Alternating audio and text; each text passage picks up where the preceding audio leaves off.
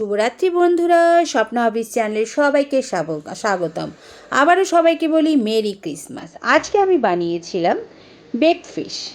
রুই মাছটাকে আমি বেক করেছিলাম। কী করেছিলাম, প্রথমে আমি আদা, রসুন, লঙ্কা সব কিছু মশলা বেটে নিয়েছিলাম। তারপরে সেটাকে এই যে প্লেটে একে একে আমি সব মশলাগুলো নিচ্ছি। প্রথমে নিলাম আদা, রসুন, লঙ্কা বাটা, তারপরে নিয়েছিলাম ব্ল্যাক পেপার, তারপরে নিয়েছিলাম এই লবণ মানে সল্ট, তারপরে টারমারিক পাউডার, তারপরে নিয়েছিলাম জিরের গুঁড়ো একটু, আর নিয়েছিলাম তন্দুরি মশলা।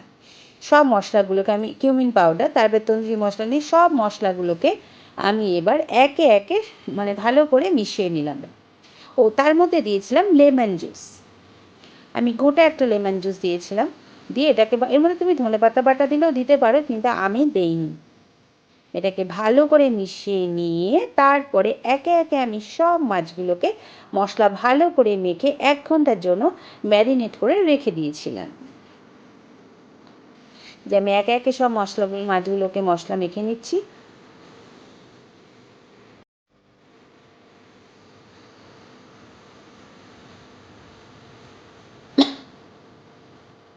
আমার সব মাছগুলোকে মশলা মাখানো হয়ে গেছে। সব মাছগুলো মশলা মাখানো হয়ে গেছে। এবার এটাকে আমি 1 ঘন্টার জন্য মানে এটাকে রেস্টে রাখবো, যাতে মশলাগুলো ভেতরে ভালো করে ঢুকে যায়।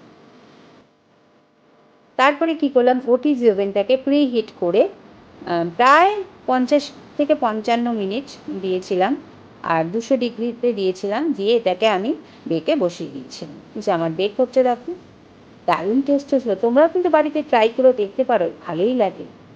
চিকেন, ফিশ এগুলোকে ওটিজি ওভেনে বেক করে দেখতে পারো, ভালো লাগে। আমি যেভাবে রেসিপিটা করেছি তোমরা এইভাবে ট্রাই করে দেখতে পারো, আশা করি ভালো লাগবে। আমার তো ভীষণ ভালো লেগেছে। আর তোমরা কারা কারা বেকড ফিশ খেতে পছন্দ করো একটু কমেন্ট করে জানিও। আর আমার মাছটা তোলার আগে ভিডিও করতে ভুলে গেছিলাম, তাই আমি পরের বা নামানোর পরে 2 পিস মাছটাই তোমাদের সামনে ভিডিও করে শেয়ার করলাম। আর দেখো কী সুন্দর মাছটা হয়েছে। সবাই ভালো থেকো, সুস্থ থেকো। আবারও সবাইকে বলি মেরি ক্রিসমাস।